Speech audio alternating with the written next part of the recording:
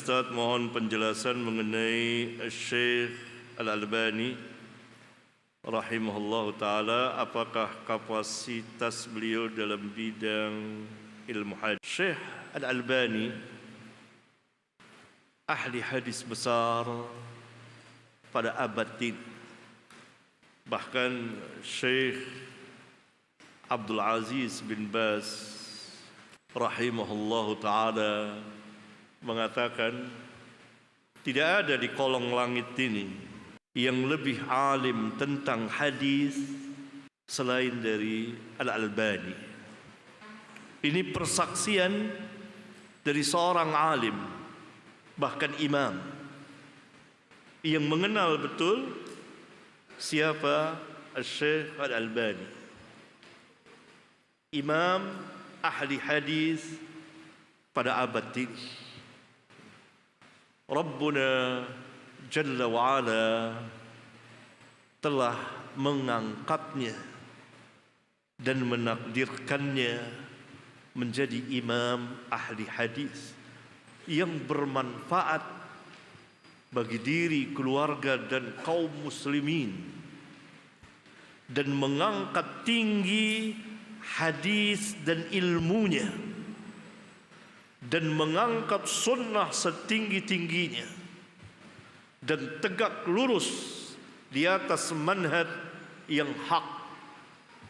Beliau orang Eropa, Albania, yang sama sekali tidak mengerti bahasa Arab. Kata beliau, alif ba'ta saya tidak mengerti bahasa Arab, tidak bisa bahasa Albania. Ayahnya ulama di Albania itu. Kemudian karena ketika pemerintah Albania saat itu ingin mengikuti apa yang terjadi di Turki oleh seorang munafik yang memimpin Turki saat itu, presiden pertama Turki, yaitu Mustafa Kemal Atatürk, ya, bapak Turki, yang mengubah semuanya tentang Islam. Maka diikuti oleh pemerintahan Albania, sehingga wanita-wanita disuruh perintah buka hijabnya, jilbabnya. Tentu sebagai seorang ulama, ayahnya Syekh Al-Albani merasa gelisah, tidak benar. Karena Albania itu mayoritas kaum muslimin. Maka keluarga ini hijrah ke Syria, tinggal di Damaskus. Saat itulah Syekh Al-Albani masih kecil, sekolah madrasah ibtidaiyah. Dia belajar bahasa Arab situ, bahasa Arab Syria. Dan dia paling unggul di antara para murid yang asli orang Arab. Bahkan guru yang mengajarnya sering memberikan contoh, ini orang Albania, dia lebih mahir dari antum yang orang Arab. Nah, karena ayahnya mempunyai pemikiran lain tentang sekolah, maka tidak dilanjutkan sekolahnya, belajar kepada ayahnya, karena ayahnya ulama. Belajar terus sampai suatu saat remaja, umur belasan tahun, dia membaca majalah Al-Manar karya Syekh Muhammad Rashid Ridha, yang saat itu sedang membahas hadis yang terdapat di kitab Ihya'nya Al-Imam Al-Ghazali rahimahumullahu ta'ala. Ketika pemuda ini membaca, Rabbuna memasukkan kecintaan kepada hadis di dalam hatinya. Dia tertarik, sangat tertarik dan terkagum-kagum akan kritikan-kritikan terhadap hadis oleh Syekh Muhammad Rashid Ridha. Maka beliau selalu mengulang-ulang bahwa yang menjadi penyebab saya masuk ke dalam dunia hadis itu Syekh Muhammad Rashid Ridha dalam tulisannya di majalah Al-Manar itu.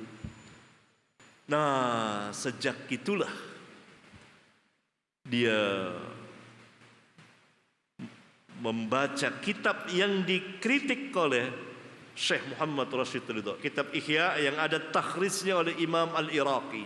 Dia tulis situ sampai ribuan lembar,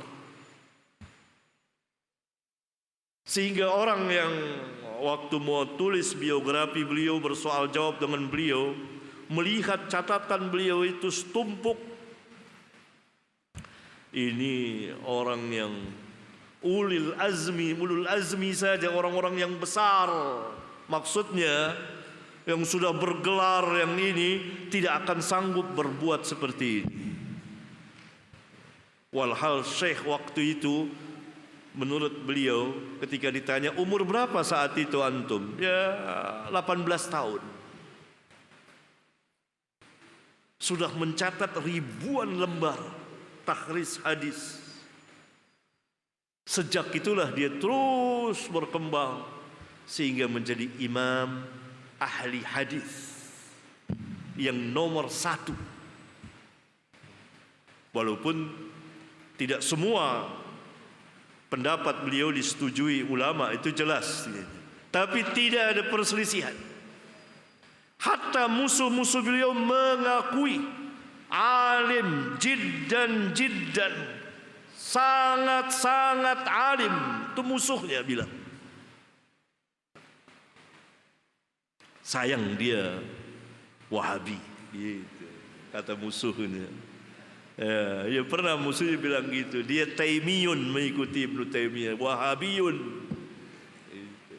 Tapi dikatakan alim jiddan, sangat-sangat alim terhadap hadis. Sayang Wahabi, gitu. Diakui kealimannya dalam hadis. Itu musuhnya yang sering membantahnya. Bahkan musuhnya mengatakan, ketika saya ke perpustakaan, dia yang menunjuki kitab ini, kitab itu. Itulah Syekh Al-Albani rahimahullahu ta'ala, orang Eropa yang Allah kirim ke Jaziratul Arab. Kata Syekh Utsaimin rahimahullah ta'ala, dulu para masyayikh di sini tidak ngerti hadis. Mereka membawakan hadis, tidak tahu hadis ini sah atau tidak. Umumnya ya, tidak semuanya. Kemudian datang Syekh Albani lalu menjelaskan tentang ini hadis sahih, ini hadis dhaif, ini hadis maudhu. Jadi tahu. Jadi semua sekarang orang bicara tentang hadis ini sahih apa tidak. Dulu tidak. Kurang lebih begitu perkataan Syekh Muhammad bin Saleh Al-Utsaimin rahimahullahu ta'ala. Begitu kurang lebih. Ya, panjang kalau saya ceritakan.